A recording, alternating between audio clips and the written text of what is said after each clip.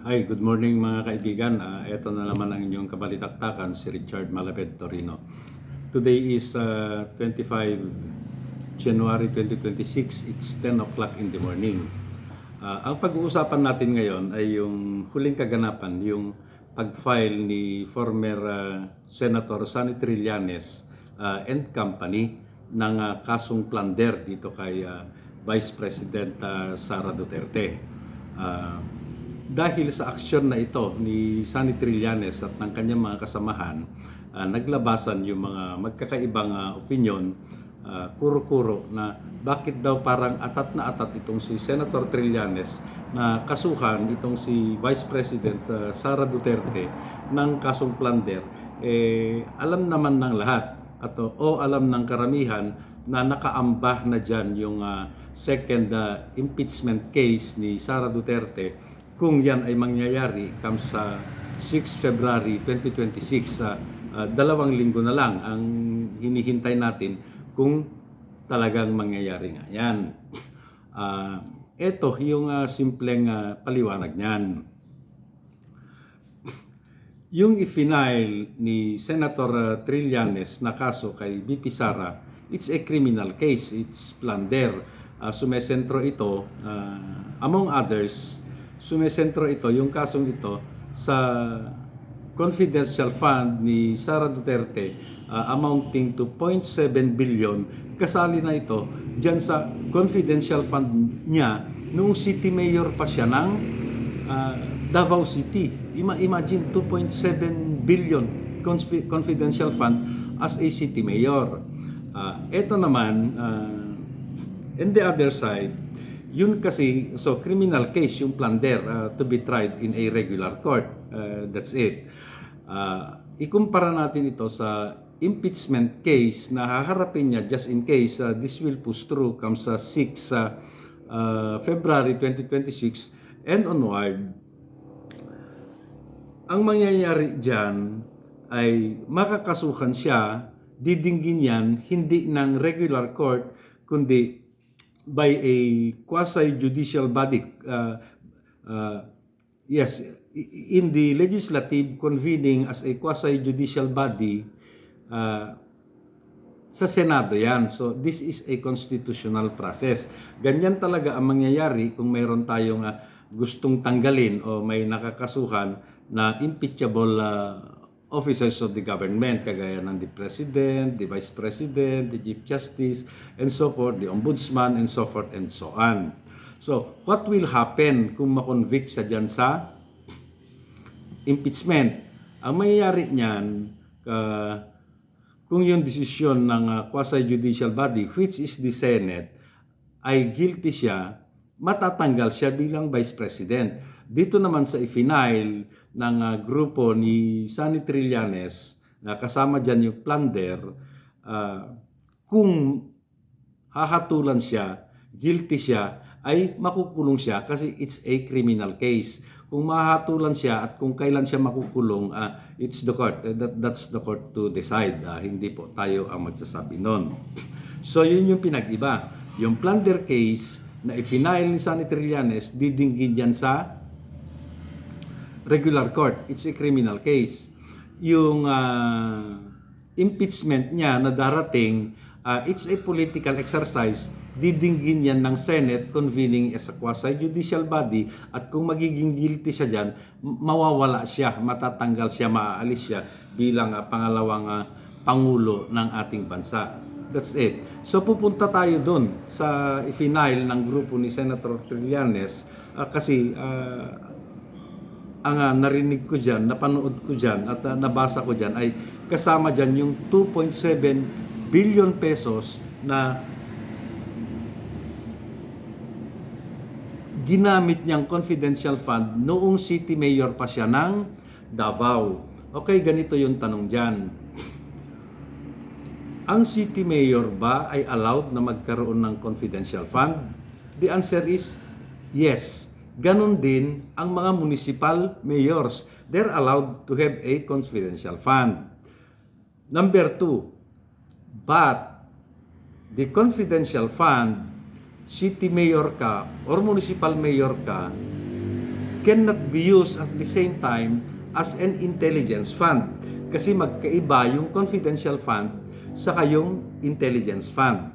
Okay, pangalawa, saan ba manggagaling ang confidential fund ng city mayor or kaya ng isang municipal mayor? Ito yon. It should not come from the national coffer. Hindi dapat manggaling yung confidential fund ng isang city mayor or isang municipal mayor diyan sa national budget natin. So saan manggagaling ito? Ibibigay ba ito ng Kongreso? No. In the case of a city mayor, yung confidential fund mo ay dapat manggaling diyan sa sariling lungsod mo. In the case of a municipal mayor, yung confidential fund mo ay dapat manggaling diyan sa budget ng munisipyo nyo. How?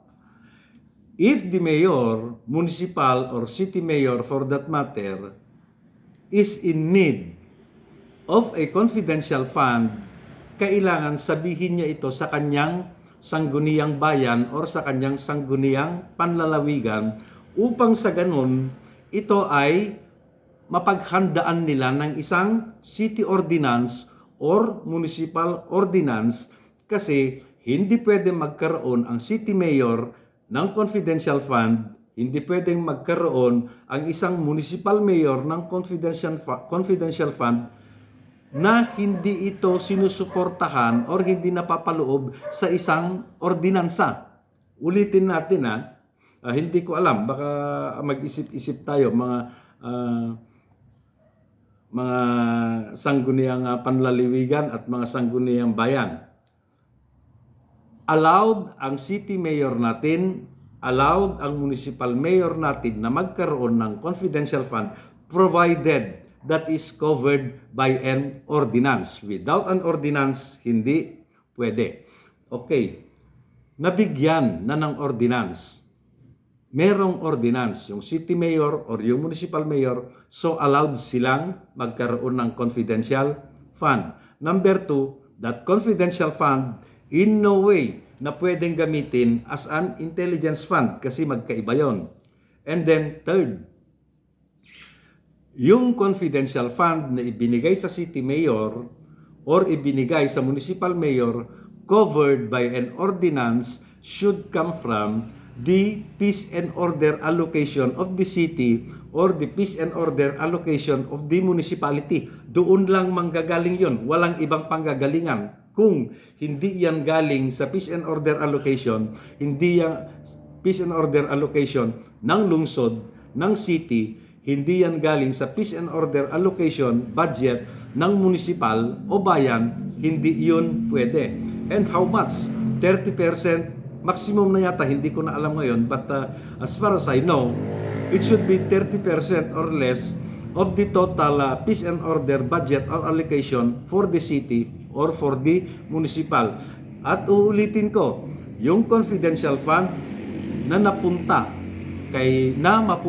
kay city mayor, mapupunta kay municipal mayor, 30% and below coming from the peace and order allocation should not, hindi dapat yan magamit sa intelligence fund. Why? Magkaiba kasi ang purpose ng confidential fund at ng intelligence fund. Bakit? Ganito.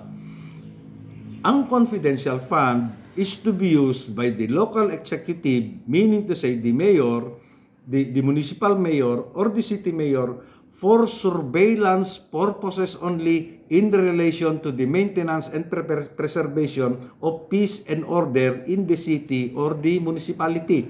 Ulit, confidential fund is to be used solely and exclusively for the maintenance of peace and order in the city or peace and order in the municipality for surveillance purposes. Hindi yan for intelligence purpose. Ang surveillance meaning to say, nagmamanman, inaalam, may tinitingnan. Anything, any step outside the parameters of a surveillance operation, nagiging intelligence operation yan, so mali na yung paggamit ng confidential fund. Ulit, confidential fund, hindi pwedeng gamitin bilang intelligence fund kasi magkaiba ito. Magkaiba ng purpose at magkaiba ng paraan ng pag-liquidate sa commission and audit. Yan yan. Kagaya nito, yung jumbled, yung punta na tayo dyan sa pagka Vice President mo, VP Sara. This is not against you personally. Ang pinag-uusapan natin dito is yung procedures and the policies. Punta tayo sa pagka-VP mo. Punta tayo dyan sa pagka-secretary mo ng DepEd. May mga pronouncement ka kasi coming from you. Ikaw mismo ang nagsabi. This was covered by your statement, by your speech, detailing and reporting what activities have you taken, your accomplishment for your first 100 days. Ito yon, yung confidential fund mo. Ang sabi mo, gumastos kayong mahigit 200 milyon yata about burial assistance. Burial assistance, pero hindi mo ma-liquidate. Kasi tinatrato mo na confidential dahil galing siguro sa confidential fund mo. Magtataka ako. Ikaw ay isang politician. Punong barangay, mayor, city or municipal, or governor sa local setting, kung meron silang programa na ginagamit yung pondo ng kanilang probinsya o pondo ng kanilang munisipyo, pondo niya ng kanyang barangay para sa burial assistance, ito ay isang bagay na ipinagmamalaki. Dapat ito ipinapakita. Biro mo tumulong ka sa burial ng constituent mo. Why should the paper be treated as confidential? Bakit hindi walang pangalan? Unang-una, si kapitan, si mayor, si governor, kung magbibigay man yan ng assistance, burial assistance, may mga requirements yan na dapat may presenta, especially when it comes to audit purposes. Unang-una dyan is yung death certificate, yung bahas, and so forth and so on. Alam ito ni Kapitan, alam ito ni Mayor, alam ni Gob, alam ng DSWD ito. Pero bakit sa'yo parang treated as confidential? Okay, ganito, food packs. Bakit walang pangalan? Bakit walang mga recipient? Bakit kailangan itago ito? Kaya nga, nagkaroon ka ng notice of disallowance. Ito, si Kapitan, si Mayor uli, si Governor uli, namimigay ka ng food packs, di ba may listahan ka dyan? Di ba basic na requirements dyan? Sino yung mga recipients mo? Pero bakit hindi? Bakit parang wala? Bakit parang confidential pa rin? Ito yung mga dapat mong ipaliwanag. And then there's one thing na hindi masyadong napag-uusapan. Of course, sikat na sikat yung 125 million mo that you spent in 11 days and how you spent 600 plus million in your confidential fund as the Vice President and at the same time, DepEd Secretary. Ito yon, VP Sara. Naungkat ito noong investigasyon ng Quadcom. The trouble is, every time na tatanungin ka, meron akong idol dyan sa Congress noong kasagsagan ng Quadcom investigation about your confidential fund. The late General Romeo Acop. Yes, General. Nasanay akong tawagin siyang General. Si Congressman Acop ng Antipolo. Didikdikin kanya dito. Kasi you spend millions na ang ipinakita mo ay dokumento which has something to do with the Youth Leadership Summit, YLF, Youth Leadership Summit.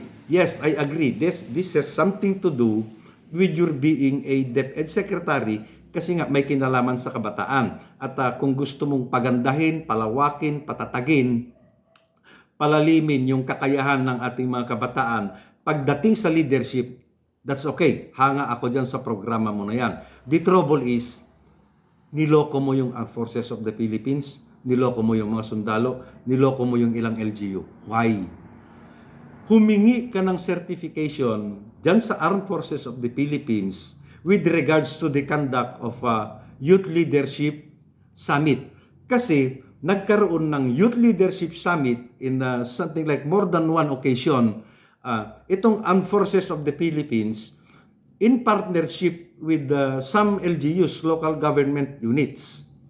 sariling pondo ito ng pinagsamang puwersa ng Armed Forces of the Philippines at ng local government unit. Inipon nila ang ilan sa ating mga kabataan upang turuan, patatagin, palakasin, palalimin yung kanilang kakayahan pagdating sa pamumuno, leadership. Kumuha ka ng certification sa kanila with regards to these activities at yun, iprinisenta mo sa Commission on Audit upang palabasin na dito ka gumastos ng milyon-milyon dyan nanggaling dyan sa confidential fund mo.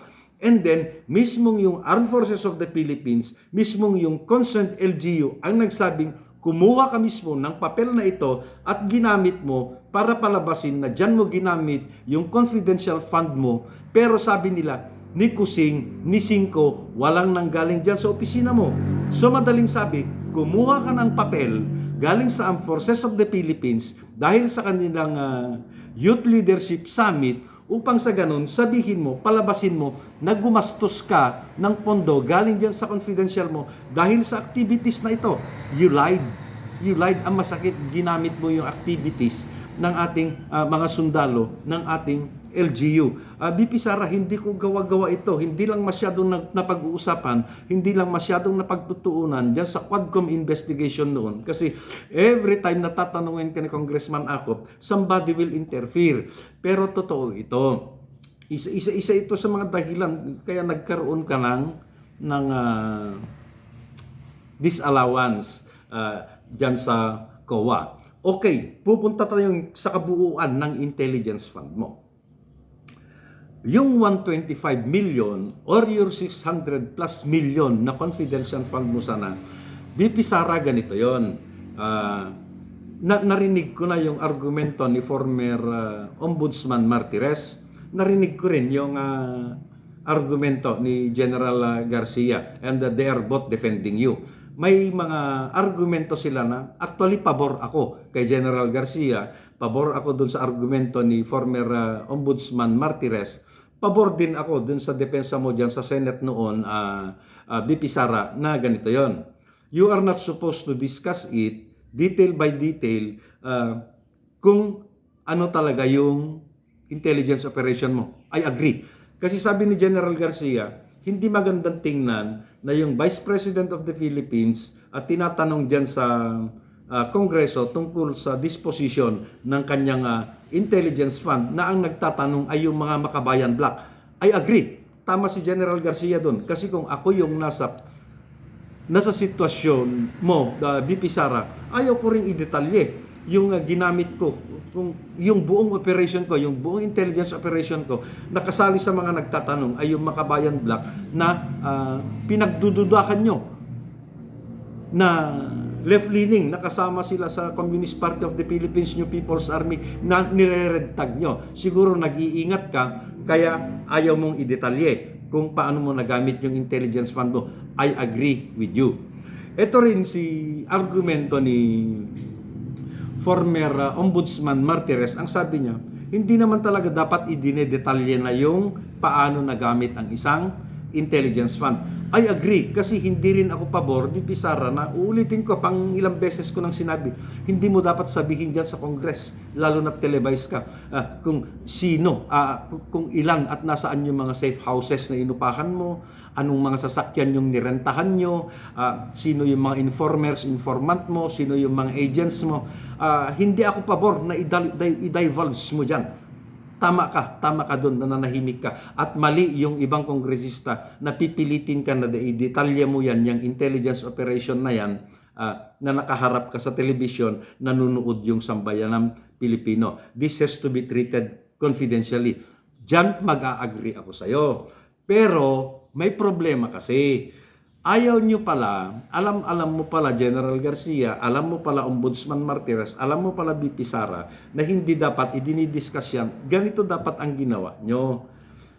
Kung gagastos ka ng pera ng gobyerno, intelligence fund at milyon-milyon na yan, gumawa ka sana kasi ng COPLAN. COPLAN means yung case operation plan mo.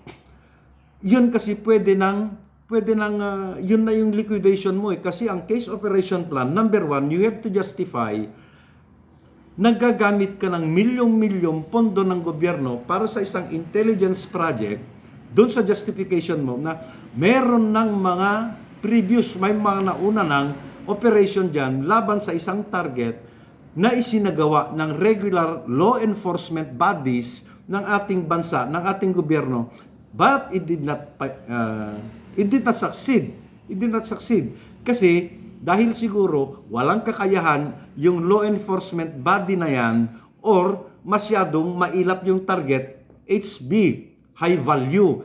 Kaya kailangan na yung i-operate by way of an intelligence operation using millions of intelligence fund. Nagkuplan ka sana. Kasi dyan sa kuplan, nakalagay dyan yung the planning, the initiative, the execution, the evaluation, and determination. Ibig sabihin doon, i-justify mo na dati may operation na dyan, pero it failed. Kaya kailangan mong intensify the operation, bring it in a higher level, kaya intelligence operation na ang mangyayari dyan. Dyan ma-define who is the target, where is the target, yung time frame, kailan magsisimula yung intelligence operation mo at kailan matatapos. Ano yung inaasahan nating resulta? It's the KRA, the Key Result Area. Ano ang magiging significance nito sa national security, assuming na ma-attain yung objective ng intelligence operation na yan using millions of people's money. Hindi ka nagkuplan. Bakit pwede mo namang ibinigay na lang sana sa NICA? Kasi hindi ka kasali sa security cluster. The National Intelligence Coordinating Agency, hindi ko alam kung si General Monteagudo pa yan. Or pwede mong ibinigay sa Executive Secretary kasi siya yung head ng National Security Council. Pwede mong ibinigay kay NSA, National Security Advisor. Hindi rin advisable. Hindi ko rin sasabihin sa'yo na ibigay mo kay Secretary ng DND, Secretary ng Local Government, kay Secretary ng Justice, or Secretary kay DOJ. Submitting it to the Executive Secretary is more than enough. Submitting it to the NICA, kung ayaw mong masyadong expose yung intelligence operation mo na yan, sapat na sana yun. Nag-submit ka sana ng plan. Wala bang nagpayo sa'yo, BP Sara, na an intelligence operation, lalong-lalo na sa ganito, gagastusan mo ng milyon? Wala kang koplan? I will tell you something, how important is ECOPLAN. Alam mo, may nangyaring controversial police operation. Actually, combined operation ito ng Philippine Army at ng Philippine National Police. Diyan sa Atimonan, Quezon. Alam nyo kung madaming patay dyan, may drug lord, may gambling lord. Involved dyan yung nag-iisang general ng Pamplona. Nakakaawa ang ginawa dyan. Pinagtulungan niya ng Department of Justice, Human Rights, even the Chief PNP himself, pinagtulong-tulungan yan, kaya nga nakulong